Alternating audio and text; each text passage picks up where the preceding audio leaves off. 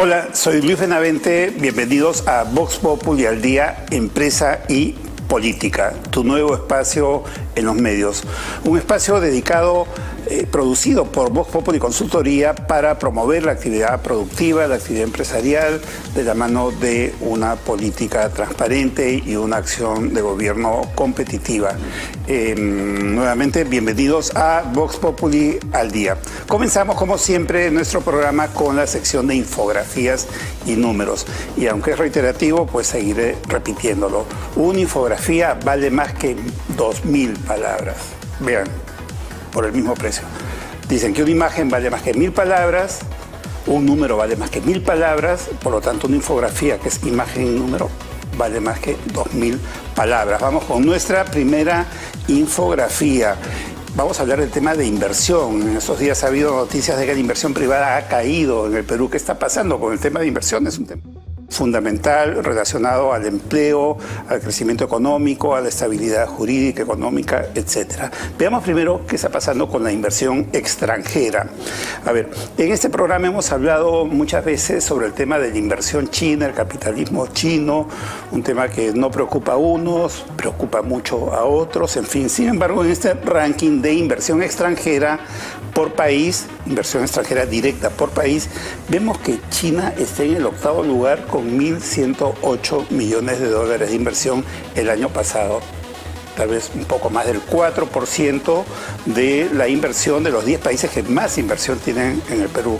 Claro, sabemos que hay inversión china muy fuerte con el tema de las Bambas, con el tema de Luz del Sur, con el tema del megapuerto de Chancay, ¿no? Pero el año pasado ha sido poco más del 4% de los 10 países que más inversión han tenido en Perú. Los dos primeros lugares son del Reino Unido y de España.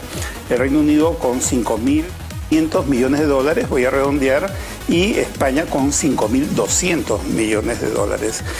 Una explicación del Reino Unido, porque a muchos se extraña que el Reino Unido esté en primer lugar, ¿no? Es que muchas inversiones de Australia, que es un país muy minero y que tiene inversiones mineras en Perú, y las inversiones mineras son las más fuertes en nuestro país, vienen por la vía de la Bolsa de Valores de Londres, que es una bolsa muy dinámica y una de las más fuertes del mundo.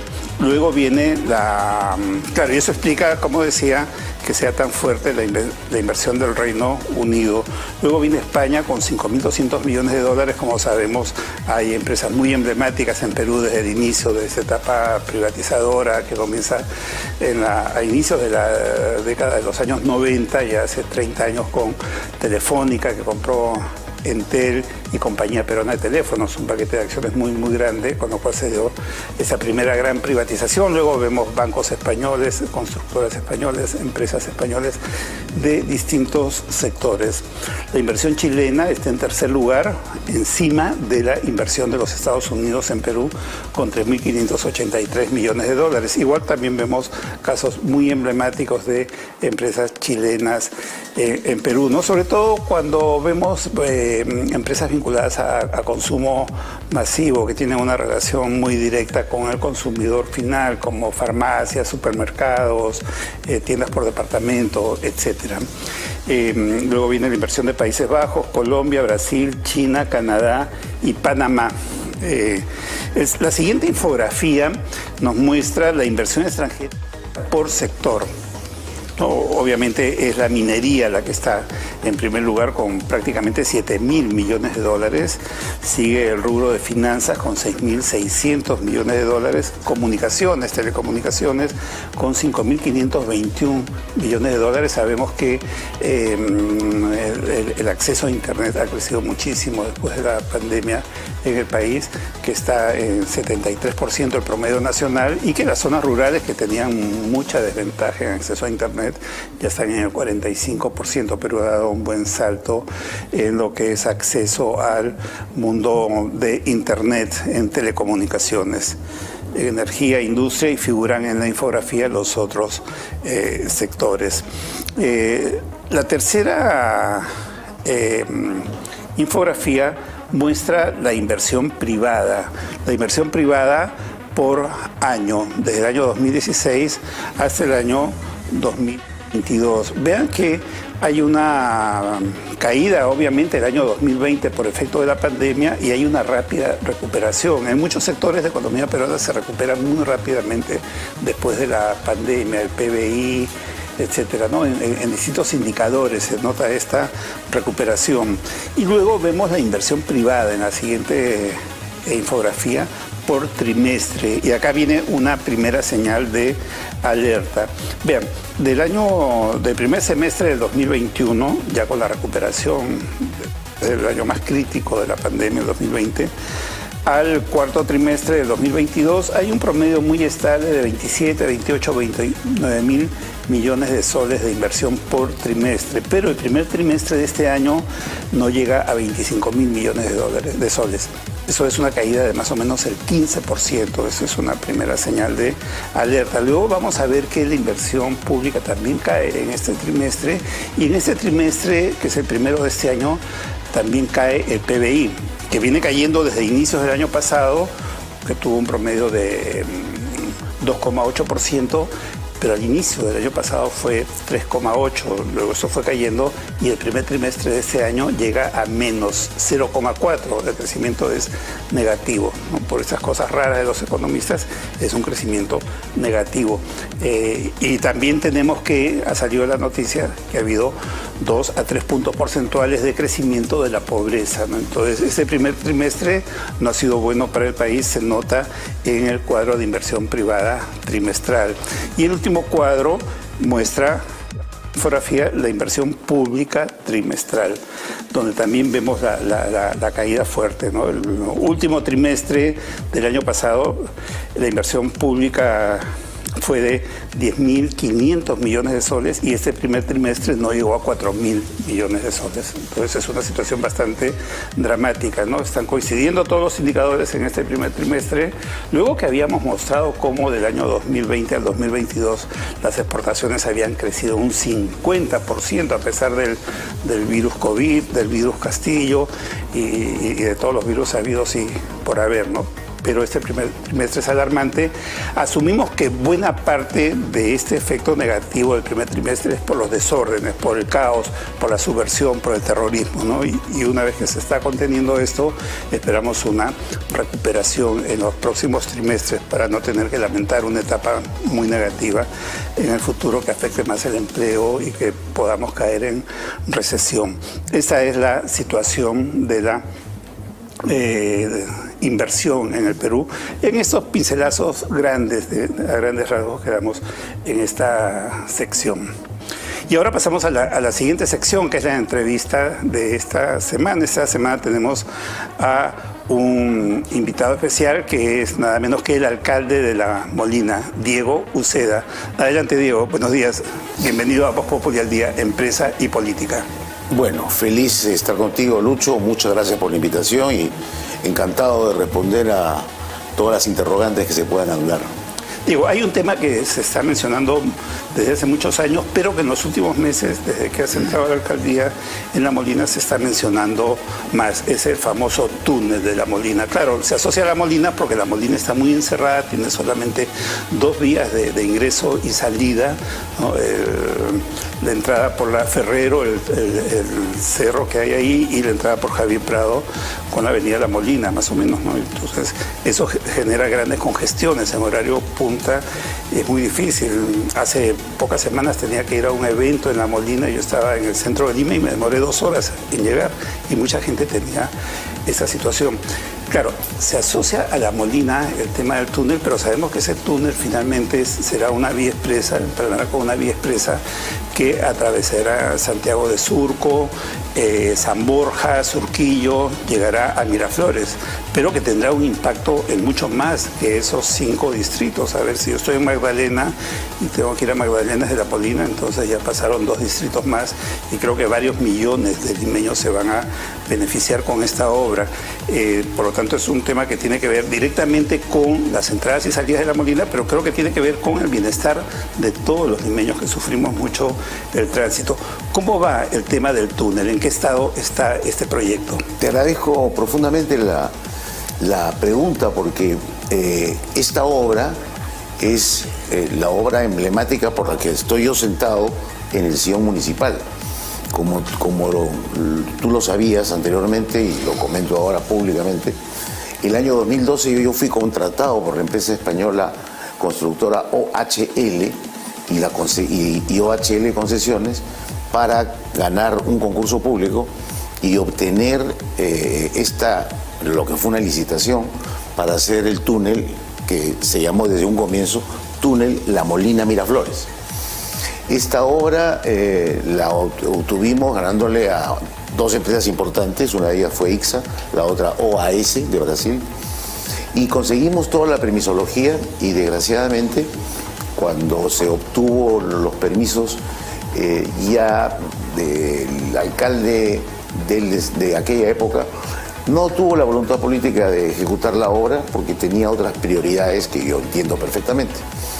Pero eso hizo que esa obra quede muy ligada a un tema personal mío, porque yo me había percatado, te estoy hablando hace 14 años, de la importancia que era unir de una manera, con un túnel, 5 distritos y llegar de La Molina a Miraflores en 10 minutos. Lo que se ha hecho es recoger esta iniciativa privada que estaba archivada en la Municipalidad de Lima y hacerla nuestra nuevamente, pero en complicidad, digamos, en alianza con Rafael López Aliaga. Porque la obra, si bien es cierto, comienza en La Molina y yo fui el gestor, esta obra es una obra de Lima metropolitana.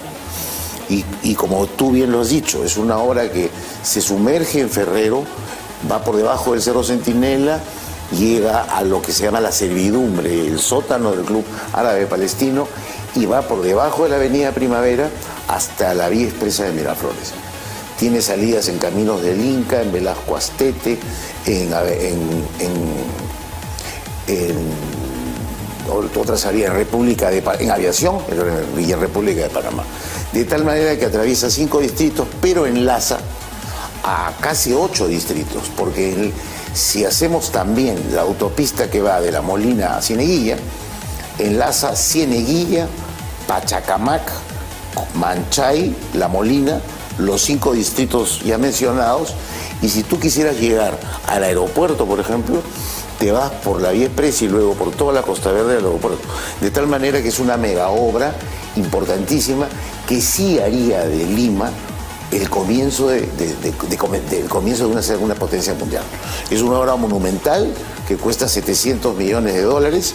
Ya tenemos 3 postores. Ya nos estamos ahorrando toda la elaboración de revisar expedientes, de elaborar expedientes técnicos. ¿Es con financiamiento privado entonces? Es con absolutamente financiamiento privado y evidentemente es con el pago de un peaje a 35 años. ¿Cuál es el estado actual? ¿Está ya concluido el expediente? ¿Estamos cerca de una licitación? ¿Cuál es el estado actual? El expediente técnico está terminado. Lo que se necesita ahora simplemente es tomar la decisión de cuál de las 3 empresas va a asumir esta ejecución, que es muy importante. Evidentemente, conociendo el nivel de ejecutor que es Rafael López Aliaga, y como tú sabes, yo provengo de la empresa privada, he sido consultor de empresas durante 30 años, nosotros pensamos en hacer las cosas para ayer, no para mañana. Y lo que queremos es ejecutar esta obra lo antes posible. Yo creo que siendo optimista podríamos estar poniendo la primera piedra a fin de año. O pronto, a comienzos. Dentro de medio año. Sí, o a comienzos del primer trimestre, siendo un poco más pesimista, ¿no? Creo que dada la situación de caos acumulado durante décadas en Lima, sí es urgente ese tipo de obras. En la pre-entrevista, cuando conversábamos, nos hablabas también de otra obra que sería complementaria a esta, entiendo, que consiste en un bypass debajo de circunvalación para desde San Luis, entiendo, o San Borja, conectar con la avenida Separadora Industrial, que es una avenida muy ancha, muy grande, que tiene una berma y un jardín central gigante, y entonces eso permitiría entiendo, ir de frente por separador industrial y entrar a La Molina por la avenida La Molina o por alguna de esas alternativas, ¿no? Con lo cual entendería que se descongestiona Javier Prado. ¿Cómo va ese proyecto? Ese es otro proyecto, y que este proyecto sí también fue parte de mi proyecto de plan de gobierno y la oferta electoral que yo propuse. Lo que pasa es que, como tú bien dices, Separador Industrial es una avenida muy larga, que además es la frontera entre La Molina, Santa Anita y Ate. Y haciendo un bypass por debajo de Evitamiento, sales a la avenida Los Quechuas y de ahí empalmas con la avenida Canadá. Esta era parte de una obra que es el eje vial, que estaba en el cuarto paso a seguir. Nosotros lo que hemos hecho es conversar con la gente de Proinversión, convencerlos de que esta es una segunda salida importante para La Molina, y hemos logrado, hablándolo coloquialmente, torcerle la mano y decirle, mira, no debería ser el cuarto paso, debería ser el segundo paso. Ellos han aceptado de muy buen talante esta decisión, y nosotros estamos anunciándolo próximamente de una manera formal. Ya se aceptó, lo que falta es la firma y evidentemente empezar a ejecutar esa obra, que también estaríamos ejecutando a fin de año. Y eso es una obra mucho más corta. Es una obra que puede comprender de 6 a 9 meses. Entonces yo te podría garantizar que a fines del 2024 ya hay una salida adicional, que sería esa, y el túnel La Molina Miraflores debería estar a fines del 2026. Igual entiendo que habría un beneficio directo para San Borja, para San Luis, para Ate, para La Molina, etcétera, y otros distritos que están cerca. Santa Anita y Ate. Santa Anita y Ate, correcto, No, exactamente. Entonces, yo creo que son dos obras que llamémoslas monumentales, que serían un antes y un después, no solamente para La Molina, sino para Lima Metropolitana y para la brillante gestión de Rafael López Aliaga. Ahora, me parece curioso, interesante, por decirlo de alguna manera, cómo desde casi un rincón de la ciudad, que es La Molina, ¿no?, que además está separada por un cerro, que además tiene más que 2 vías de acceso, se genera el impulso para estas 2 mega obras que tienen que ver con beneficios metropolitanos, finalmente, ¿no? Entiendo, como has mencionado, que la alianza, el trabajo conjunto con la Municipalidad Metropolitana va a ayudar a impulsar eso. Y junto con eso quisiera que nos cuentes sobre algo que me pareció fascinante. ¿Cómo es esto de un parque ecológico de 200 hectáreas en La Molina? Bueno, el tema sí es fascinante realmente, y hubiera sido más fascinante si no existiesen los traficantes de tierras y las invasiones. En Lima existía hasta hace 10 años lo que se le llamaba las Lomas de Lima. Estas Lomas de Lima era un parque intangible de 600 hectáreas, que desgraciadamente en los últimos 10 años fueron 200 hectáreas invadidas por el cerro que colinda Villa María del Triunfo a La Molina, y por el otro cerro colindante de San Juan de Miraflores, que colinda también con La Molina.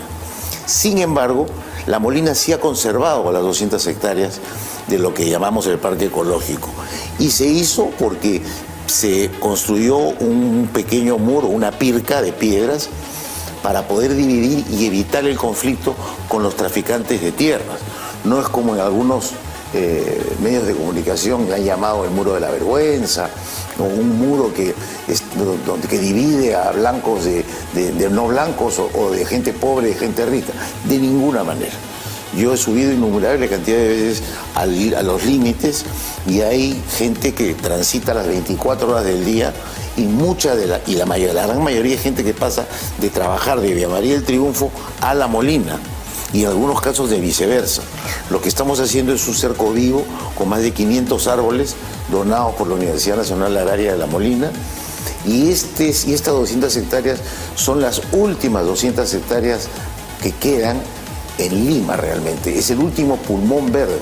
Y lo que queremos hacer es ahí hacer un parque ecológico que ya tiene 22 hectáreas con árboles de molle que ya tienen 22 hectáreas con parrillas para los vecinos, tanto de Villa María como de La Molina, que ya tienen inclusive un circuito turístico para chicos que hacen bicicleta de montaña o ciclismo de montaña, y hay un inmenso grupo de runners que corren todos los fines de semana. Esto está abierto de lunes a domingo, está administrado por la municipalidad, no se cobra el ingreso, y la idea sería hacer una obra privada donde podría tener una laguna artificial, tener hasta hoteles, restaurantes. La vista es privilegiada porque se ve a todo Lima por debajo, y es una de esas cosas que quienes hemos trabajado en el sector privado y creemos en la inversión privada y la alianza público-privada, tenemos que empezar a lograr de hacerlo en nuestros distritos. No me quiero arrogar el tema de ser el único, pero yo creo que los alcaldes tenemos que tener una visión de gerentes. Los alcaldes debemos ser gerentes, y los alcaldes finalmente lo que somos servidores públicos que estamos elegidos por el pueblo para servir al vecino, y servir al vecino es tratar de darles lo mejor que podamos. Una obra como este parque ecológico evidentemente va a redundar en la calidad de vida, en espacios de esparcimiento para los vecinos, obras de transporte, bypasses, el túnel, etcétera, son obras que también van directamente a la calidad de vida de los vecinos. El tránsito en Lima es tan caótico que impacta mucho en nuestra calidad de vida, ¿no? Nos hace ser ciudadanos que no disfrutamos la vida, porque tenemos que estar en espacios de mucho estrés, de mucha tensión, para ir a trabajar, para ir a hacer una visita, para lo que fuera. Pasando a otro tema. Pero si me permites, sí, adicionalmente a eso, es también que haya un sentimiento de pertenencia por parte del vecino. Este parque ecológico va a integrar a gente que no tiene acceso a clubes privados. Va a integrar a gente de Musa, de Matazango, de los lugares quizás que en La Molina tienen menos recursos. Entonces hay que pensar en ellos también. Entonces yo creo que es un tema integral, como lo es el trabajar en el tema de saneamiento, que le corresponde a un alcalde buscar, y esas alianzas como la que acabamos de hacer con el Ministerio de Vivienda y Sedapal. Nosotros hemos firmado un convenio para que en 3 años se cambie totalmente el agua y desagüe de La Molina, y que llegue al 100% de pobladores, a los casi 200.000 pobladores de La Molina. Que no se le ha dado mucha pelota a este proyecto, a este hecho ya, que ha sido firmado con el Ministerio de Vivienda y con Sedapal. Pero cambiar todo el sistema de agua y desagüe de La Molina para renovarlo en su totalidad es otra gran obra que estamos logrando. ¿Pero por qué? Porque justamente este plan piloto ha venido del cielo, porque La Molina está rodeada de cerros. Claro. Entonces era mucho más fácil. Y eso, Diego, también me dice una cosa: un alcalde, una gestión municipal, un equipo de gobierno municipal, digamos, tiene un presupuesto, tiene transferencias de gobierno, tiene rentas propias, eso le permite gasto corriente, algunas inversiones, obras, pero también, con lo que narras acá en esa conversación, tiene una gran capacidad para gestionar cosas que no dependan de un presupuesto propio, ¿no? Una obra con financiamiento privado, como es el túnel, un parque ecológico con empresas privadas que inviertan ahí, o si no, obras como el bypass en separador industrial con la vía de evitamiento bajo el presupuesto público. Entonces el alcalde puede hacer gestión con recursos del sector privado, del gobierno central.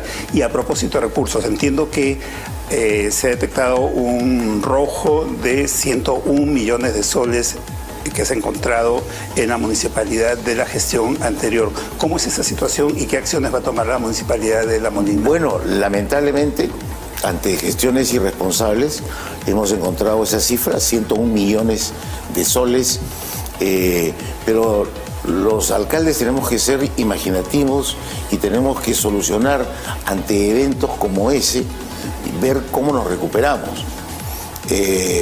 Nosotros vamos a hacer una rendición de cuentas al quinto mes de cumplida nuestra gestión y vamos a hacer público cómo encontramos la municipalidad, qué es lo que hemos hecho en estos primeros 5 meses y cuáles son los planes. Hoy contigo, gracias a tu programa, he adelantado 3 o 4 planes a desarrollar. Pero, por ejemplo, para salir a flote con un hueco de 101 millones de soles no es fácil.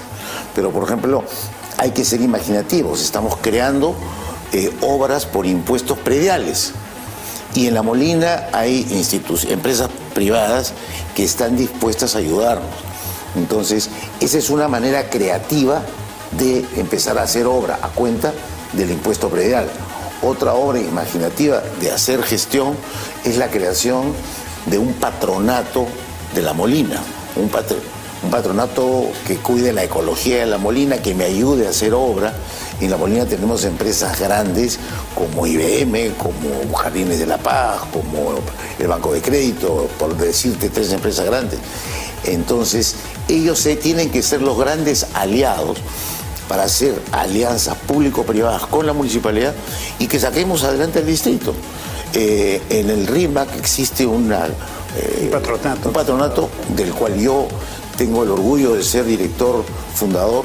Entonces, bajo ese mismo concepto lo vamos a venir a trabajar en La Molina.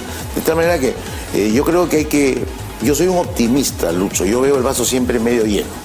A pesar de encontrar una municipalidad quebrada, una municipalidad con una serie de problemas, lo que estamos haciendo y gestionando es dándole un input, un fortalecimiento y decirle al vecino que nos miren con esperanza, que nos miren con cariño, que crean en el alcalde.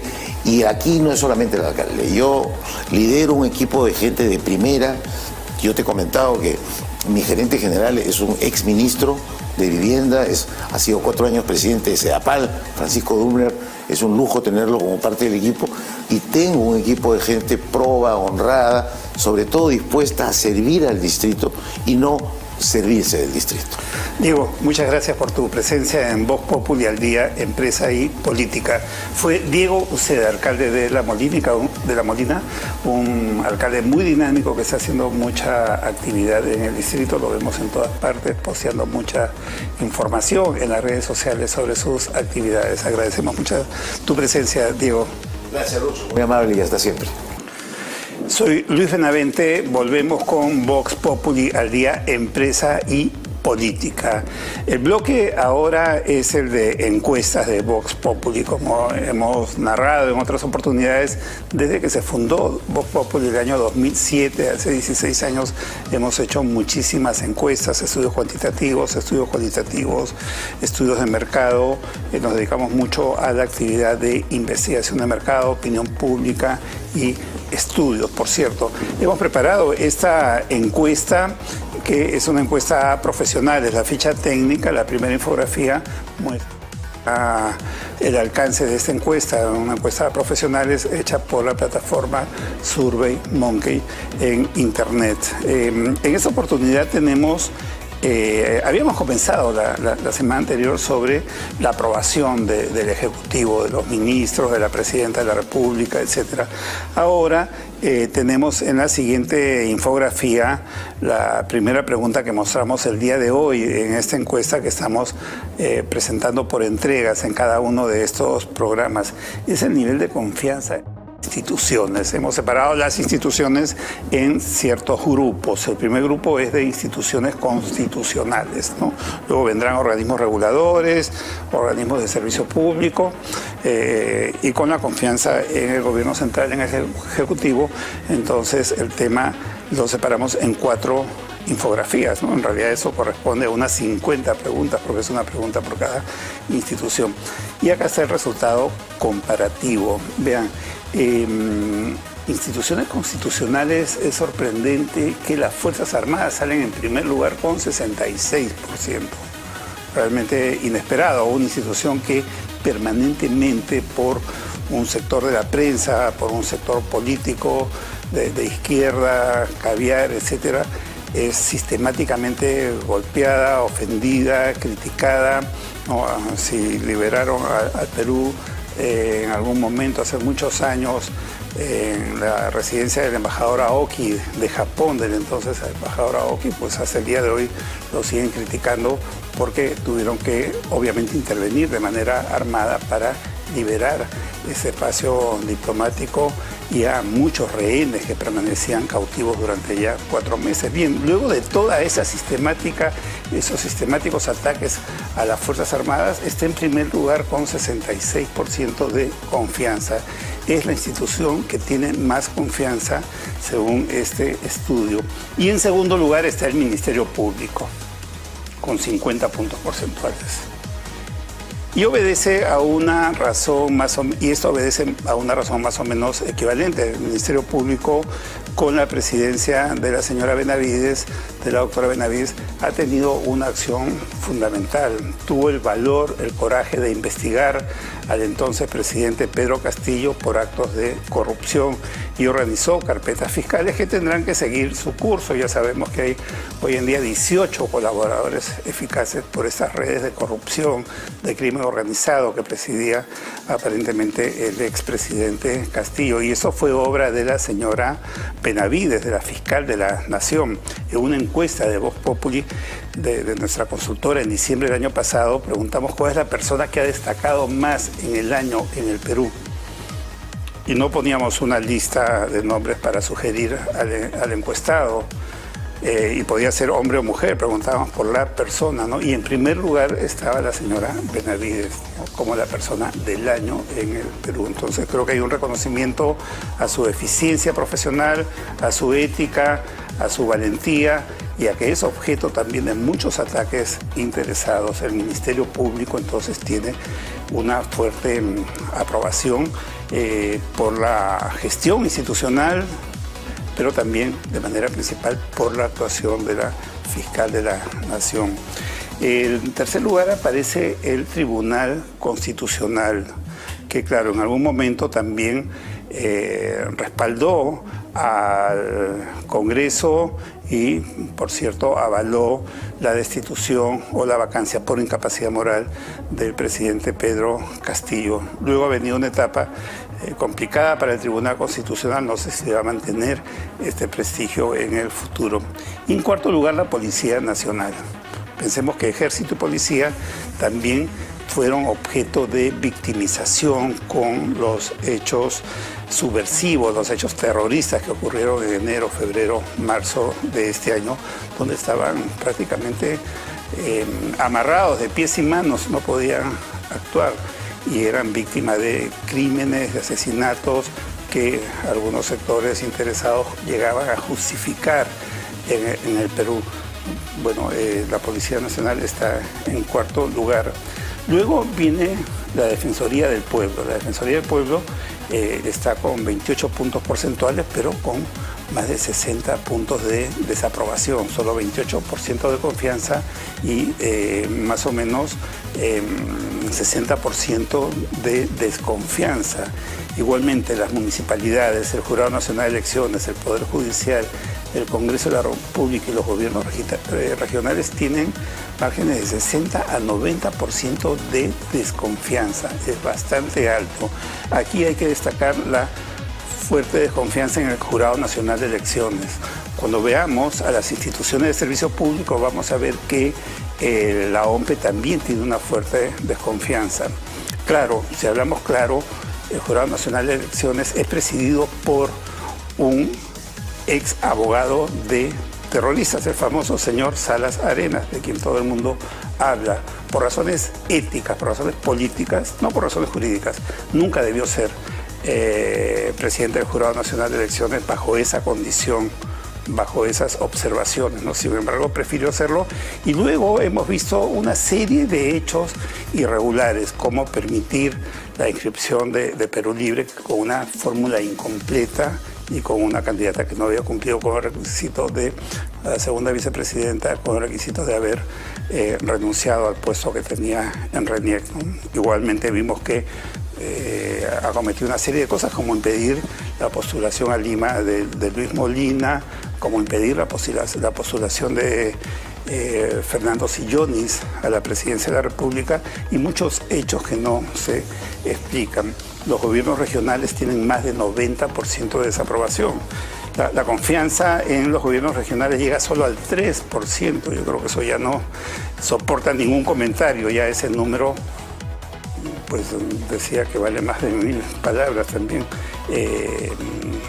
Veamos la cantidad de exgobernadores que están en procesos fiscales, que están en la cárcel, que están prófugos y que han hecho de las suyas y que no han aprendido, no han tenido la capacidad de relanzar sus gobiernos regionales, ¿no? Esto comenzó mal por una descentralización apresurada que hizo el expresidente Toledo hace 20 años. Recuerdo que el año 2002 venía la primera elección de presidentes de gobiernos regionales, así se llaman los gobernadores, y no había una ley de competencias de las funciones de los gobiernos regionales, ¿no? A ese punto.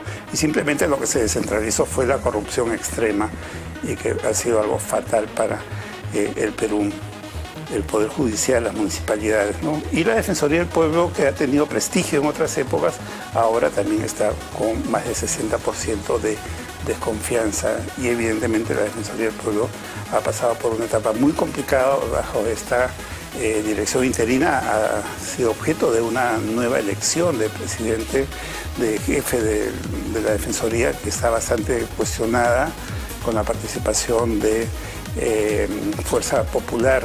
En fin, finalmente esperemos que actúe ese señor y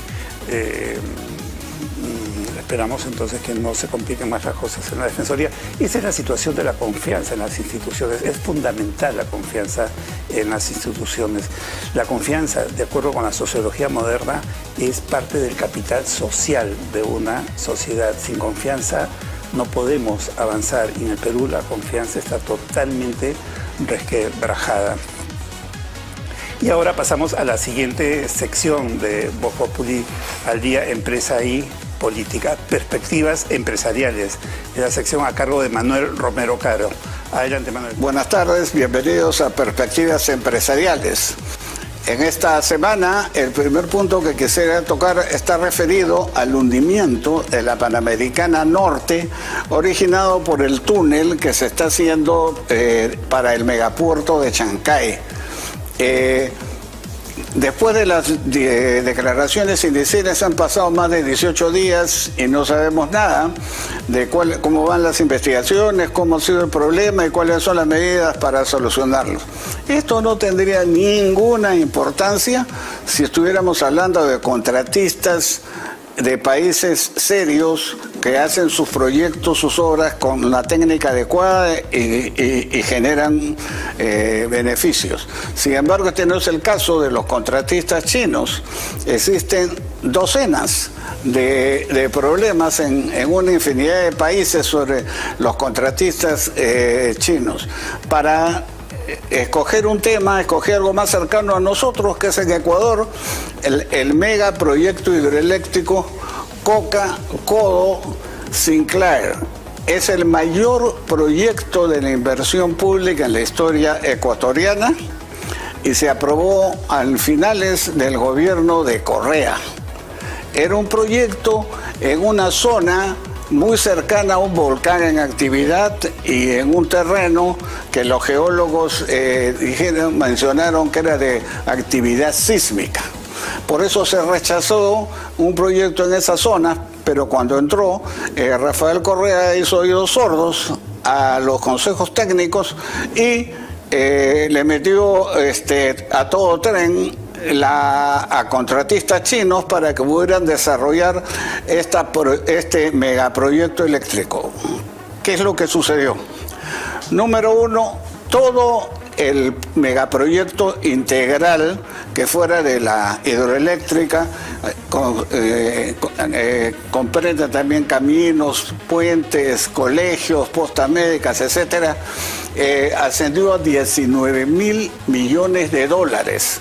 En el momento en que se contrató, ojo, era el equivalente al 40% de la deuda externa ecuatoriana.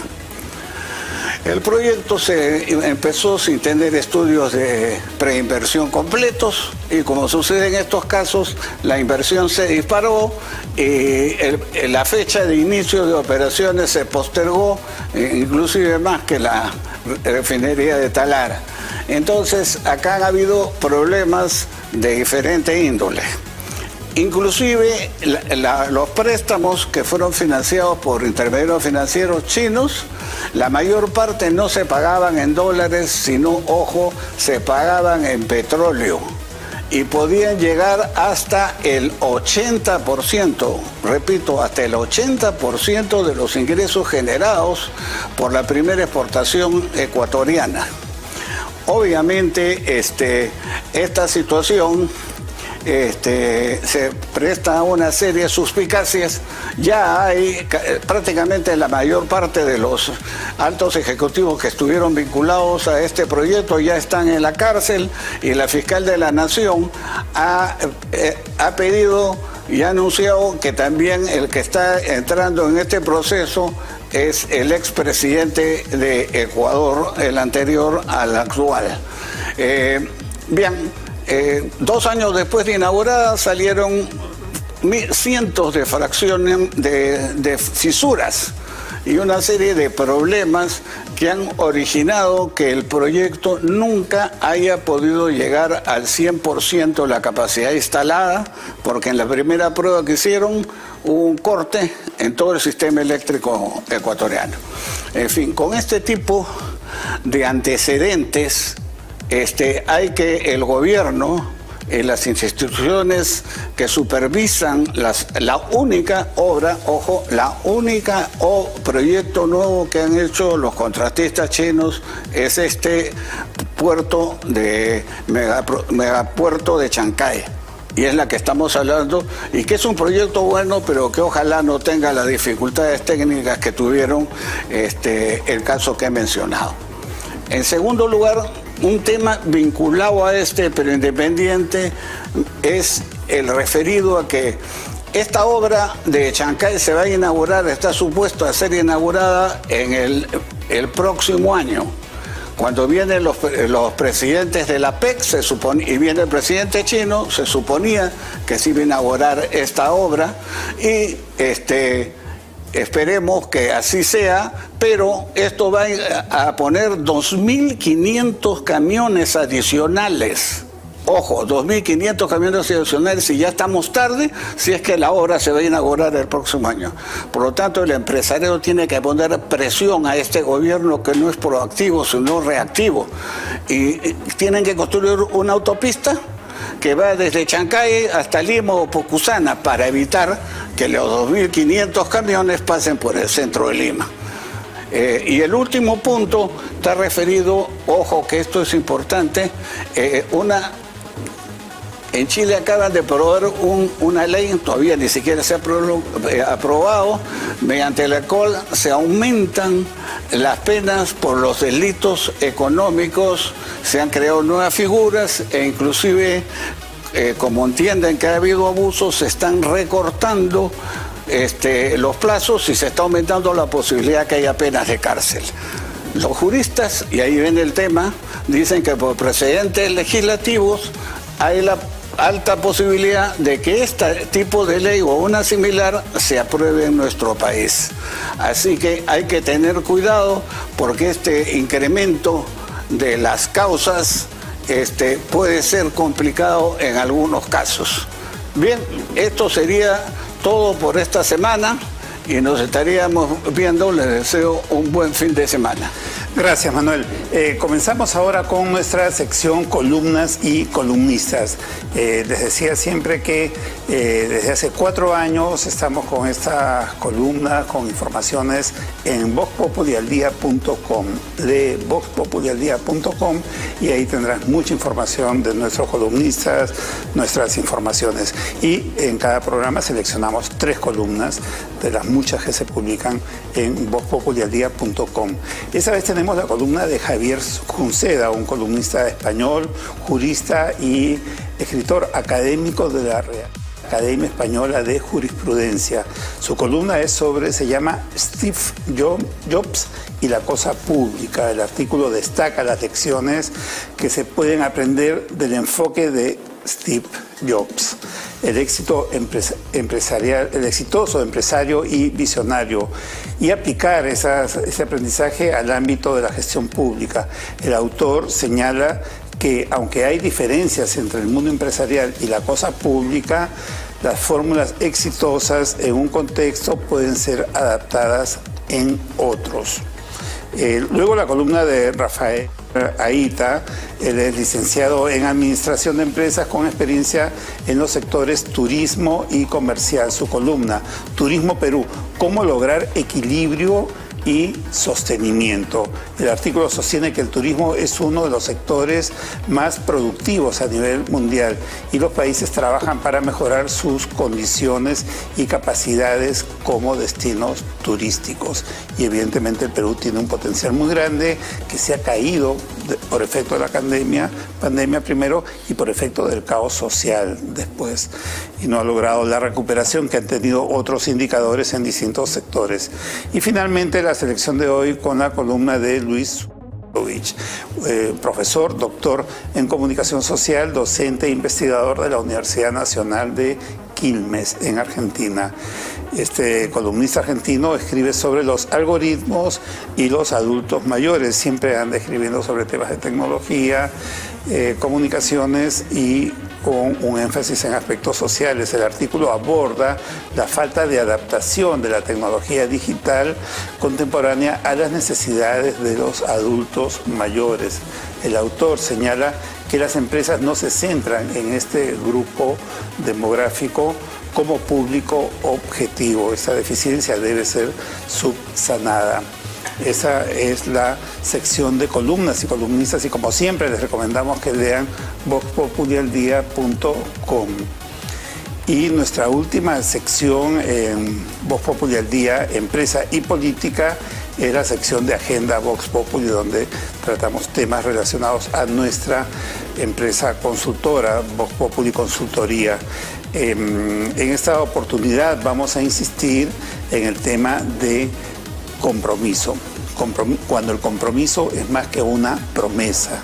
La infografía muestra este concepto. Ya lo habíamos anunciado hace 2 programas. Es el nuevo tema de campaña de Vox Populi Consultoría, cuando el compromiso es más que una promesa. Recuerden que habíamos dicho, y lo repetimos, que el compromiso es una de esas tantas palabras que se gastan y desgastan en la jerigonza de muchas personas, igual que la palabra estrategia, y llega al punto en el cual las palabras ya no dicen nada, pero compromiso es algo fundamental, y decíamos que hay que revalorar el compromiso, ¿no? El compromiso tiene que ser más que una palabra, tiene que ser más que una promesa. Partimos, digamos, del compromiso con el cliente, porque es un vínculo muy fuerte el que se establece entre la empresa y el cliente, y porque finalmente la empresa depende del cliente, ¿no?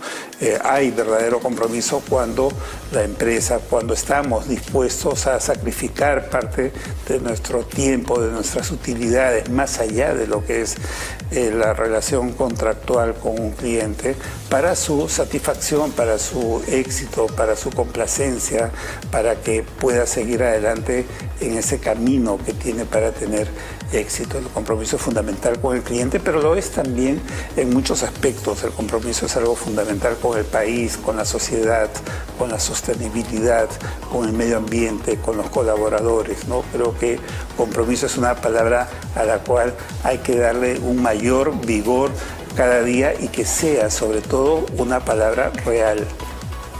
Valga la redundancia, que sea una palabra realmente real. Compromiso. Cuando el compromiso es más que una promesa, es nuestro eslogan que estamos comunicando a todos nuestros públicos, es nuestra motivación en esta etapa fundamental de reposicionamiento de la consultora Vox Populi. Y de esta manera llegamos al final de este programa de Vox Populi al Día, Empresa y Política, una producción de Vox Populi Consultoría sobre temas precisamente de empresa y política. Muchas gracias a todos por estar con nosotros, por estar escuchándonos, siguiéndonos, por acompañarnos en esta producción. Hasta la próxima semana y muy buen fin de semana para todos.